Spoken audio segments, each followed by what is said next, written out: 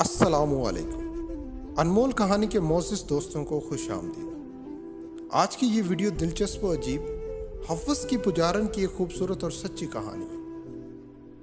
چلیے بنا time waste کیے ویڈیو کا آغاز کرتے ہیں۔ وہ عورت روز اس نوجوان کو دیکھتی، لیکن وہ بغیر اس کی طرف دیکھے سر جھکا کر اس کی گلی سے گزر جاتا۔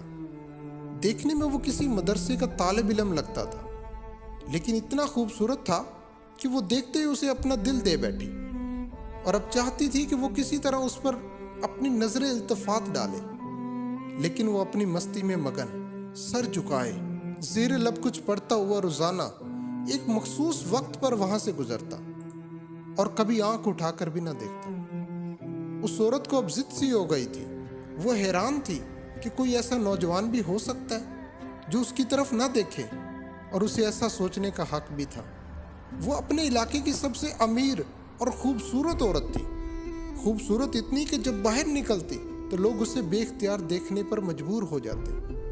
اسے حیرت تھی کہ جس کی خوبصورتی کو دیکھنے کے لیے لوگ ترستے ہیں، وہ خود کسی کو پسند کرے اور وہ مائل نہ ہو اس کی طرف دیکھنا گوارا نہ کرے۔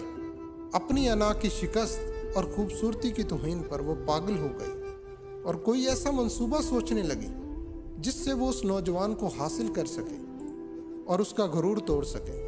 آخر کار شیطان نے اسے ایک ایسا طریقہ سمجھا دیا جس میں پھنس کر وہ نوجوان اس کی بات مانے بنا رہ ہی نہیں سکتا تھا۔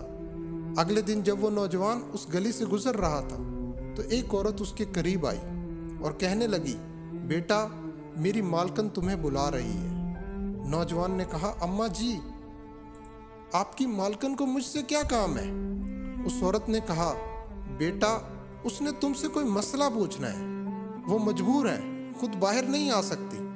نوجوان اس عورت کے ساتھ چلا گیا۔ اس کے وہم و گمان میں بھی نہیں تھا کہ جو عورت اسے بلا رہی ہے اس کا منصوبہ کیا ہے، وہ کیا چاہتی ہے۔ وہ تو اپنی فطرتی سادہ دلی کی وجہ سے اس کی مدد کرنے کے لیے اس کے گھر آ گیا۔ اس کے ذہن میں تھا کہ شاید کوئی بوڑھی عورت ہے جو اپنی کسی معذوری کی وجہ سے باہر آنے سے قاصر ہے۔ نوکرانی نے اسے ایک کمرے میں بٹھایا اور انتظار کرنے کا کہہ کر چلی گئی۔ تھوڑی دیر بعد کمرے میں وہی عورت داخل ہوئی۔ نوجوان نے بے اختیار اپنی نظریں جھکا لی، کیونکہ اندر آنے والی عورت بہت خوبصورت تھی۔ نوجوان نے پوچھا، جی بی بی، آپ نے کون سا مسئلہ پوچھنا ہے؟ عورت کے چہرے پر ایک شیطانی مسکراہٹ آ گئی۔ اس نے اپنے دل کا حال کھول کر رکھ دیا اور کہا کہ میری سب سے بڑی خواہش ہے کہ میں ایک دفعہ تمہیں حاصل کر لوں۔ نوجوان یہ بات سن کر کانپ گیا اور کہنے لگا، اللہ کی بندی، اللہ سے ڈرو، کیوں گناہ کی طرف مائل ہو رہی ہو؟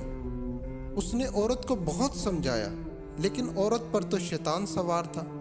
اس نے کہا کہ یا تو تم میری خواہش پوری کرو گے یا پھر میں شور مچاؤں گی کہ تم زبردستی میرے گھر میں داخل ہوئے اور میری عزت پر حملہ کیا۔ نوجوان یہ بات سن کر بہت پریشان ہوا۔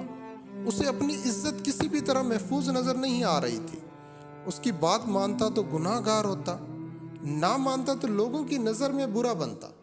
وہ علاقہ جہاں اس کی شرافت کی مثالیں دیا کرتے تھے، وہاں پر اس پر اس قسم کا الزام لگ جائے یہ اسے گوارا نہیں تھا۔ وہ عجیب مصیبت میں پھنس گیا تھا۔ دل ہی دل میں وہ اپنے اللہ کی طرف متوجہ ہوا اور اللہ سے مدد چاہی تو اس کے ذہن میں ایک ترکیب آ گئی۔ اس نے عورت سے کہا کہ ٹھیک ہے، میں تمہاری خواہش پوری کرنے کے لیے تیار ہوں، لیکن پہلے مجھے بیت الخلاء جانے کی حاجت ہے۔ عورت نے اسے بیت الخلاء کا بتا دیا۔ اس نوجوان نے اندر جا کر ڈھیر ساری غلاظت اپنے جسم پر مل لی اور باہر آ گیا۔ عورت اسے دیکھتے ہی چلا اٹھی، یہ تم نے کیا کیا ظالم؟ مجھ جیسی نفیس طبیعت کے سامنے اتنی گندی حالت میں آ گئی، دفع ہو جاؤ، نکل جاؤ میرے گھر سے۔ نوجوان فوراً اس کے گھر سے نکل گیا اور قریب ہی ایک نہر پر اپنے آپ کو اور اپنے کپڑوں کو اچھی طرح پاک کیا اور اللہ کا شکر ادا کرتا ہوا واپس مدرسے چلا گیا۔